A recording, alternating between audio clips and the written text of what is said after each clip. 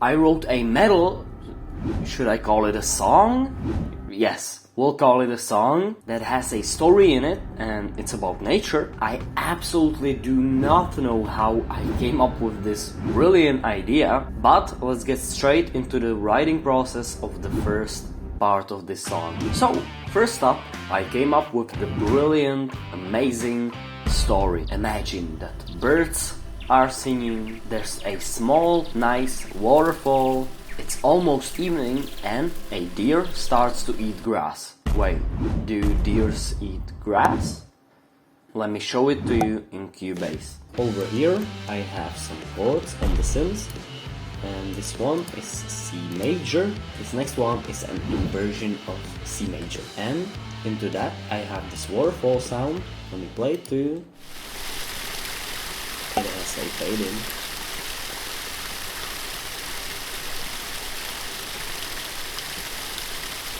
It's very ambient, so you probably won't hear it in the full mix if you don't actually listen for it, but it fills the space out. Over here I have this sound, which is the deer eating the grass.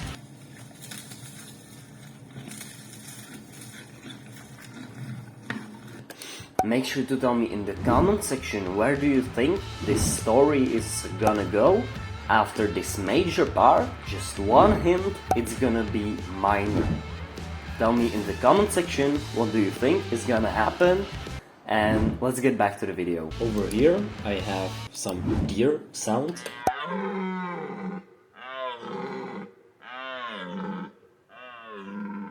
And over here I have the birds. I actually programmed the bird singing because I wanted it to be in key, so it would kind of fit in with the synths and everything. You get the idea. It's in the C major scale, and just listen.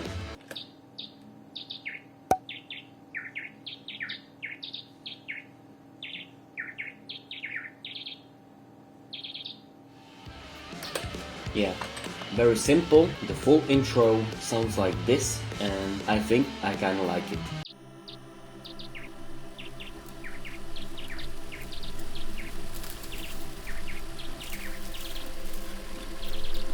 Then a riff starts.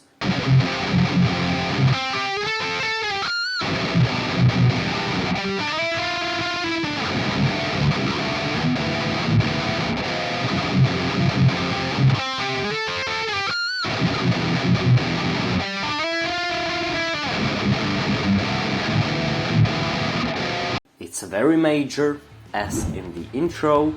It's continuing of the process of nature just being nature, and let me show you how the riff works. So first up I'm playing this F sus4 chord, then this melody, and at the end I have a pinch harmonic.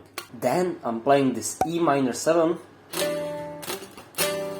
and when I go to the chord, I have the exact same rhythm as in the previous chord, which kind of ties up this riff together. It's like the motif. Then I'm playing this melody and transitioning to the C sus2 at 13 chord. Then I'm moving to this D sus2 at 13 chord. This chord is a borrowed chord. And then 1 single second, I don't know if it's a second, but a little moment before this riff repeats, I'm playing this B diminished, this tritone. It's not fully a chord because it's only made up of 2 notes, but it's very dissonant and it adds some tension to it. Then I'm repeating this. Let's look onto the drums, synths and bass now. So over here I have the drums, over here is the bass, over here are the birds, and over here's the synth. There's a lot to cover, so let's get straight into it. So the synth is playing the same chords as the guitar is playing, so that's very self-explanatory. Hold up! If you're enjoying this video so far, make sure to hit that thumbs up button so I actually know you're enjoying this video. Yeah, it's pretty straightforward, and thank you a lot. And over here in the drums, first up, just before we actually get into it, we have these 2 hits on the snare and also 2 hits on the toms, which I forgot they were there. So the cymbal is in quarter notes, as you can see, and in the drums I use a lot of changing the hits on the snare drum and a lot of 16, 30-second notes and things like that. Bass is playing mostly the root notes of the chords, but also some of the thirds, and when it's sus2, it's playing the major second. And over here in the birds, there's nothing like crazily thought out. I just respect the key it's in, and if I like straight up picked out the notes of the chords, it wouldn't sound like birds, it would sound like robots.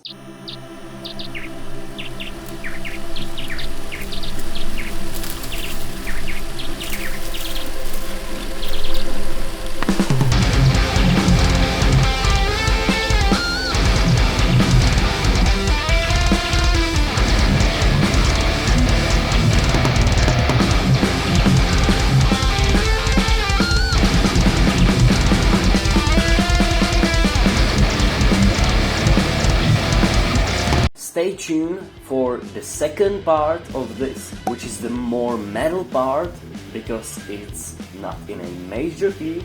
Yeah, of course you can have metal in major key, that's what I actually did right now, but a minor key is like more metal.